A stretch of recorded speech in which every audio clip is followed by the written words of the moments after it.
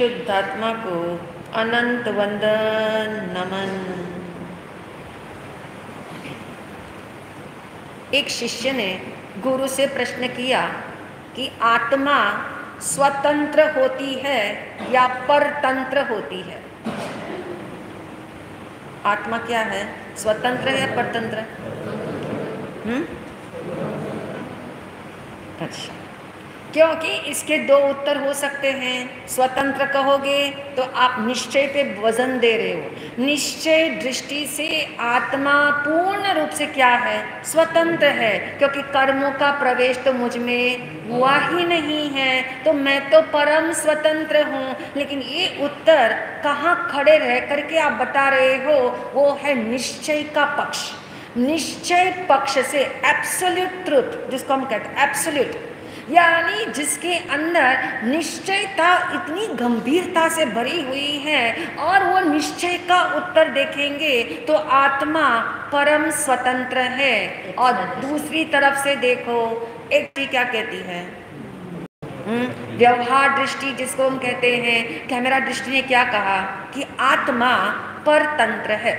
अब जो शिष्य पूछ रहा है गुरु को कि ये आत्मा स्वतंत्र है या परतंत्र है, और उसके पूछने वाले ने जिस एंगल से पूछा है, जहाँ वो खड़ा है, यानी जिस भूमिका के अंदर वो चल रहा है, जैसी उसकी पात्रता है, वैसा ही तो गुरु उत्तर देते हैं। गुरु ने कहा एक बार जहाँ तू बैठा है वहाँ से खड़े हो जा, उसी आसन पे खड़े हो जा।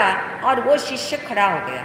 अब उसने, गुरु ने कहा अब जो है अपना एक पैर उठा ले, आसन के ऊपर खड़े होकर के अपना एक पैर उठा ले। उसने एक पैर उठा लिया। जो पैर उसने उठा लिया, उसने लेफ्ट वाला पैर उठा लिया। अब उसने लेफ्ट पैर उठाया तो गुरु ने कहा दूसरा भी उठा ले। अब वो कि दूसरा कैसे उठाऊंगा, क्या होगा अरुणा? दूसरा उठाएगा तो क्या होगा, गिर जाएगा। और ऐसे भाव जागे उस समय उसके।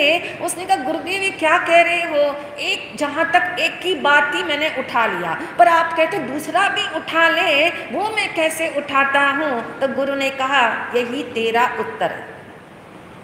आप समझ ही गए होंगे कैसे उत्तर निकालना है इसमें से। आत्मा स्वतंत्र है या परतंत्र है? स्वतंत्र तब तक है जब तक कि कहते चॉइस दी गई। चॉइस यानी पैर उठाना नहीं उठाना शिष्य की चॉइस थी। अब कौन सा उठाना, वो भी शिष्य की चॉइस थी। लेकिन एक बार पैर उठा लिया, यानी अब क्या हो गए, अब परतंत्र हो गए। अब परतंत्र हो गए और गुरु ने देखा ये अभी जो है इस भूमिका के अंदर है, अभी व्यवहार दृष्टि से ही इसको उत्तर देना होगा। निश्चय दृष्टि वाला उत्तर इसकी अपेक्षा में अभी मेरे से नहीं है, तो मैं इसे वही समझाऊं। और उन्होंने ये समझाया पाप करने से पहले आत्मा स्वतंत्र है, और पाप कर लेने के बाद, पाप सोच लेने के बाद, पाप की बात को अंदर में घुमा लेने के बाद फिर क्या हो गई आत्मा, परतंत्र।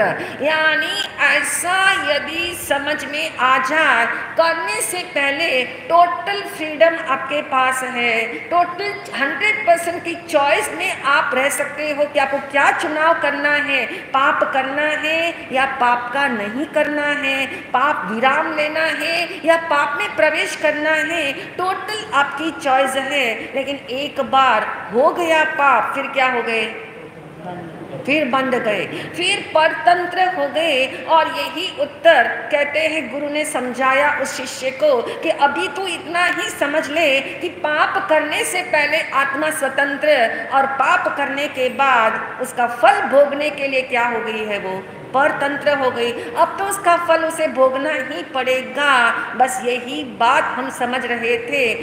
6 प्रकार की भ्रांतियों से हमने समझ लिया कि कहाँ कहाँ पाप होते हैं, कैसी कैसी हमने जो है मिसबिलीफ के कारण हमारे द्वारा ही हमसे भूल हो रही है और हमें पता भी नहीं कि मैं भूल भी कर रहा हूँ। तो उन 6 बातों को तो हमने समझ लिया।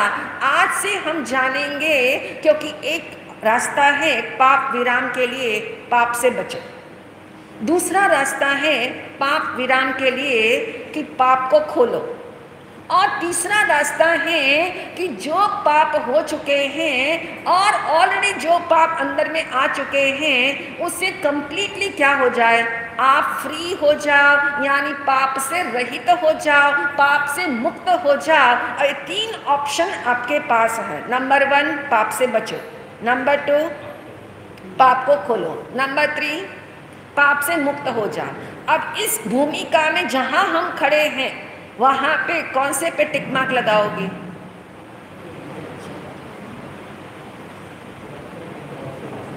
कौन से पे लगाओगे? बचने के ऊपर, पहला वाला। जो पाप से बचने की बात आती है कि जो पाप किए जा रहे हैं उनको खोलने के लिए तो साहस चाहिए। किसके सामने खोला जाए, ये भी एक प्रश्न है। और इसके लिए कहा नंबर 1 पाप को क्या करो, पाप से बचो। और पाप से बचने की भूमिका में हम चल रहे हैं, हमें इतना बोध हो जाए कि हम इतने जागरूक रहे, इतने चिंतनशील रहे कि हम क्या कर रहे हैं उसका हमें बोध हो। करने के बाद का बोध तो अलग चीज है, पर करने से पहले बोध रहे, करने से पहले अलार्म बज जाए, करने से पहले ऐसा विवेक जागे, जिसको आचार्य श्रीलांक ने इतनी सुंदर बात कही कि यदि किसी व्यक्ति में विवेक जागता रहे तो वो व्यक्ति नए पापों से क्या होता है, बच सकता है। नए पापों से बचाने वाला उसका विवेक है। उसके बाद जब नए पापों से वो बचता है तो संवर में प्रवेश करता है, आश्रम के सारे द्वार बंद कर देता है। तो संवर में रहने वाला फिर धीमे से साहस जुटा करके उन पापों को खोलता है। लेकिन नंबर 1 के ऊपर पाप से क्या करो, बचो। अब पाप से बचने की बात आती है, बहुत सुंदर बात भी लगती है और लगता है सेफ गार्ड है। पाप से बचना तो बहुत ज़रूरी है, लेकिन जो आवश्यक पाप हैं वो तो किए ही जा रहे हैं। लेकिन कुछ ऐसे पाप हैं जो आवश्यक की भूमिका से ऊपर उठने के बाद हम इच्छा की भूमिका में चलते चलते वो पाप कर लेते हैं। इच्छा, क्योंकि हर कोई व्यक्ति सोचता है जीवन कैसा है, छोटा, आयुष्य कितना रह गया है, थोड़ा। जीवन छोटा, आयुष्य थोड़ा रह गया है। मन जो है बड़ा चंचल है, मन चंचल है। देखिए हमारी स्टाइल है सोचने की कि हम कैसे कैसे बात सोचते हैं। हम नए पाप में प्रवेश करना नहीं चाहते हैं। हमारी इच्छाएं हैं, हमारी भावना है, हम संकल्प भी करते हैं, हम विचार भी उसके ऊपर करते हैं, जागृति भी रखते हैं। फिर भी सिचुएशन ऐसी है कि जीवन जो है वो छोटा है। छोटा किस अपेक्षा से? 70-80 साल का मान के चलो, 80 साल का, 90 ईयर्स ले लो आप मैक्सिमम, यानी एवरेज में मान के चलो तो सबकी लाइफ जो है 80-90 के बीच में चल रही हो। और जीवन इतना 80-90 वर्ष का कोई छोटा नहीं होता आज के युग में, ऐसा लगता है। ऐसा लगता है क्यों? क्योंकि छोटा फिर भी 80-90 वर्ष को कहा, किस अपेक्षा से कहा? अनंत भूतकाल जिसमें से हम गुजर के आए, जहाँ इतनी लंबी लंबी आयुष्य थी, देवलोक के अंदर इतनी लंबी आयुष्य है, उसके सामने ये 70-80 वर्ष तो कुछ भी नहीं है। इसलिए कहा ये जीवन कैसा है, छोटा। आयुष्य कितना बचा हुआ है, थोड़ा। मन कैसा है, चंचल। मन चंचल है। और आप जानते हैं जिसका मन चंचल है वो सोचता है जल्दी से सारे काम हो जाए। और काम कितने हैं आपके? जब समय कम हो और काम बहुत हो और आप देखते हैं कैसी त्वरा मचती है, अफरा तफरी होती है, जल्दी जल्दी होती है और जल्दी जल्दी में सारे काम हमारे क्या हो जाते हैं, बिगड़ जाते हैं। जल्दी जल्दी में शर्ट के बटन भी ऊपर नीचे लग जाते हैं। इसका मतलब है जल्दबाजी जो है वो हमसे बहुत भूले करवा देती है। मन चंचल है और चंचल मन के साथ साथ हम जब जानते हैं इस बात को कि मन ही चंचल नहीं है, हमारे आगे की सिचुएशन ये है, और हम यदि अपने आप को प्रामाणिकता से जांचे तो होता ये है चंचल मन के अंदर त्वरा इतनी है, काम बहुत है, और उस काम बहुत को इतना बड़ा बोझा मान लिया है, और इस वजह से नहीं चाहते हुए भी बहुत सारी भूलें होती है, नहीं चाहते हुए भी भूलें होती हैं, और उन भूलों को ही पाप कहो, दोष कहो। और इस दोष का विराम कैसे हो, तो उसके लिए पहले विराम में आना होगा। भागती दौड़ती जिंदगी हमेशा पाप की ओर ले जाती है। उस भागती दौड़ती जिंदगी में क्या लगाओ, पॉज लगा। भागती दौड़ती जिंदगी में विराम लगा, थोड़ी देर के लिए रुको।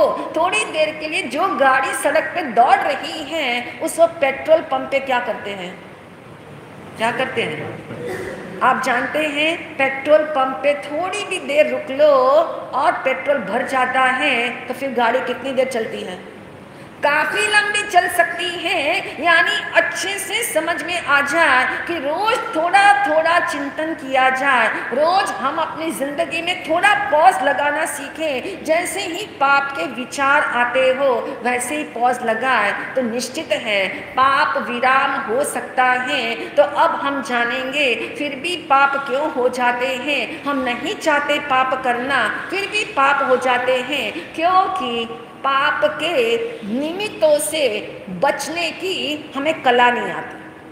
पाप के निमित्तों से कैसे बचा जाए, ये पाप लगने की जहाँ संभावना आपको दिख जाती है, आप समझ भी रहे हो कि संभावना है पूरी पाप होने की, वहाँ से लौट के आना बहुत मुश्किल काम है। यानी निमित्तों से बचना मुश्किल है। क्यों मुश्किल है? उसका एक सिंपल रीज़न है, हमारे कुसंस्कार। शब्द क्या है? कुसंस्कार। कुसंस्कार कितने जन्मों के हैं? अनंत जन्मों के हैं। अब कुसंस्कार के सामने आपकी जागृति का बल कितना है? कुसंस्कारों का ढेर है। अब आप देखिए, एक गिलास दूध है और एक गिलास दूध के अंदर आपने चीनी का एक दाना डाला, कितना दूध मीठा हुआ? हाँ, कुछ भी नहीं, मालूम भी नहीं पड़ेगा डाला है कि नहीं डाला है। यानी एक चीनी का दाना डालने मात्र से वो दूध मीठा होने वाला नहीं है। और एक गिलास दूध के अंदर एक नींबू का ड्रॉप डाल दो, क्या होगा? फट जाएगा। अब यही हमारे साथ हो रहा है। यानी हम सोचते हैं, हम तो रोज सत्संग करते हैं, हम रोज सामायिक करते हैं, हम ज़्यादा बुरा किसी का ज़्यादा देर तक सोचते भी नहीं हैं। यानी कितनी बातों से हमने अपने पे प्रिवेंशन लगा रखी है, यानी बैन लगा रखा है कि ऐसा तो हम सोचेंगे ही नहीं, फिर भी पाप हो जाते हैं। वो इसलिए हो जाते हैं, कुसंस्कारों का इतना ढेर है और सुसंस्कार उसके सामने बहुत पतले हैं, बहुत थोड़े हैं, बहुत थोड़ी देर ही टिक पाते हैं। थोड़ी देर के लिए अच्छे विचार आते हैं और फिर वापस कहाँ पलट जाते हैं, फिर उन विचारों में पलट जाते हैं, क्योंकि कुसंस्कारों की पकड़ इतनी अधिक है और वो कुसंस्कार से हम ऊपर नहीं उठ पाते। इसलिए कहा कि पाप के निमित्तों से बचना सीखो। पाप के निमित्त जहाँ जहां आपको संभावना दिख रही है, उन संभावना को साकार मत होने दो, उन निमित्तों को फेल करो। वो निमित्त आपके ऊपर खूब प्रभाव डाल रहे हैं, वो निमित्त इतना प्रभाव डाल रहे हैं जैसे एक अफसर ने अपनी एक जिंदगी में लिखा कि मेरे सामने एक व्यक्ति बैठा हुआ है और उस व्यक्ति ने मुझे कहा कि 5 लाख रुपए की रिश्वत लो और मेरा ये काम डन करो। मेरे लाइसेंस को अप्रूव करा दो, मेरे 5 लाख रुपए आप रख लो, लेकिन मेरे लाइसेंस आज फाइनल हो जाना चाहिए। कितने चक्कर मैंने लगाए और अफसर ने बड़ी जोर शोर से कहा बिल्कुल भी नहीं।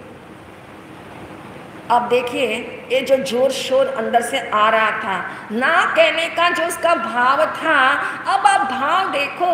धीरे से उस व्यक्ति ने कहा चलो कोई नहीं 50 ले लो। अब क्या हुआ? तुम 50 लाख ले लो और ये मेरा काम करवा दो।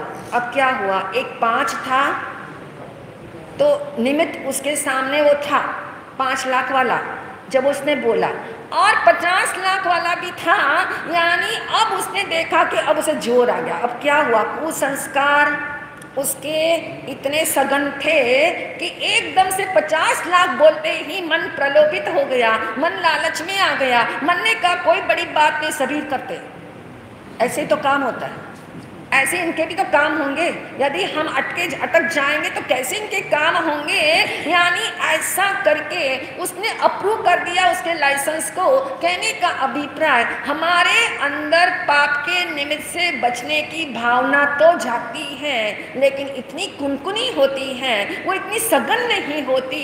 कोई छोटी सी लहर तो हमें शायद लेके ना जाए, लेकिन कोई बड़ा झोंका आए तो हम क्या हो जाते हैं? हम उसमें बह जाते हैं, हम प्रवाहित हो जाते हैं, हम प्रभावित हो जाते हैं। तो कल से हम जानेंगे कि पाप के निमित्तों से बचने का मतलब क्या होता है, किससे बचा जाए, कैसे बचा जाए, बचने के समय कैसी अलर्टनेस अंदर में हो, बचने के समय कौन सी फिलॉसफी माइंड के अंदर होनी चाहिए, जिससे कि वाकई में आप बच सको, जैसा आप चाहते हो वैसा आप कर सको। इसके भाव अवसर पे ओम शांति।